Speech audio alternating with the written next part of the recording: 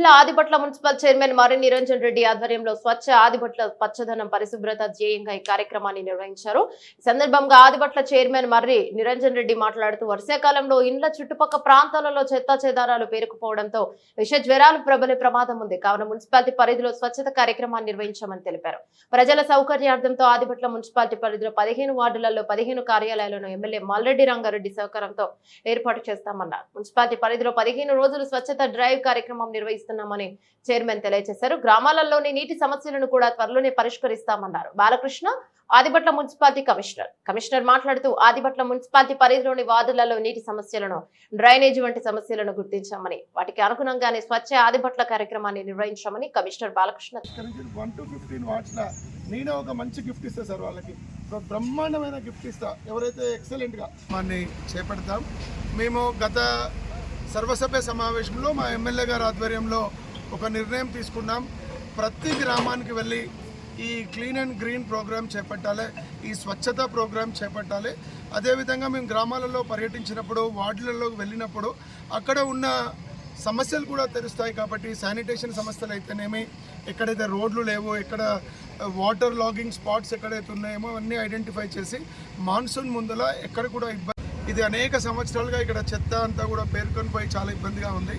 ఒక 2-3 గంటలలో మీరందరూ చూసినారు, మీ సమక్షంలోనే బాగా క్లీన్గా అయిపోయింది. ఇక్కడ పార్క్ చేయాలని మా గ్రామస్తులందరూ కూడా, గ్రామ పెద్దలందరూ కూడా ఇక్కడ ఒక బ్రహ్మాండమైన పార్కు నిర్మాణం చేయాలని తలపెట్టినాం. వెంటనే పార్క్ నిర్మాణ కార్యక్రమాన్ని చేపడతాం. మేము గత సర్వసభ్య సమావేశంలో మా ఎమ్మెల్యే గారి ఆధ్వర్యంలో ఒక నిర్ణయం తీసుకున్నాం. ప్రతి గ్రామానికి వెళ్ళి ఈ క్లీన్ అండ్ గ్రీన్ ప్రోగ్రామ్ చేపట్టాలి, ఈ స్వచ్ఛత ప్రోగ్రామ్ చేపట్టాలి.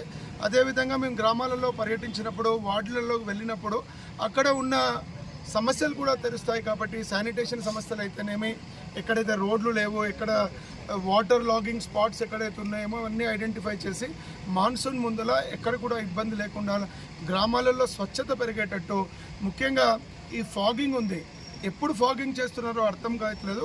కమిషనర్ గారు ఆల్రెడీ ఒక లిక్ తీసుకొని వచ్చినారు. ఒక క్యాలెండర్ని మేము ప్రకటిస్తాం. సంవత్సరంలో వర్షాకాలం ముందు ఫాగింగ్ ఎక్కువ చేయాలి, వింటర్లో మాదిరిగా వేయాలి, సమ్మర్లో తక్కువ చేయాలి. ఆ దృష్టిలో పెట్టుకొని మీ గ్రామ ప్రజలకు కూడా ఎప్పుడు ఫాగింగ్ చేస్తున్నారా లేదా అనే అనేక సమస్యల్ని మా దృష్టికి తీసుకురావడం జరిగింది. కొన్ని సమస్యల కారణంగా వాటి మీద కాన్సన్ట్రేట్ చేయలేకపోయాం.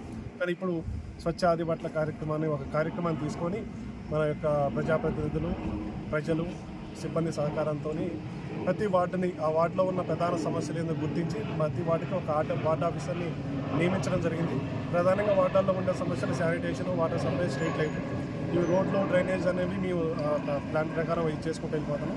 తక్షణమే మేము వాళ్ళకి చేయగలిగిన సర్వీసు ఈ 3, వీటి మీద కాన్సన్ట్రేషన్ చేస్తూ ప్రతి వార్డులో ప్రతిరోజు ఇది ఏదైతే మన యొక్క సిబ్బందితోని శానిటేషన్ విషయం కానీ ఏదైతే సమస్యలు ఉన్నాయో మా దృష్టికి వచ్చినా అవన్నీ క్లియర్ చేస్తూ ముందుకెళ్ళడం జరుగుతుంది. ఒక 15-20 డేస్లో ప్రధాన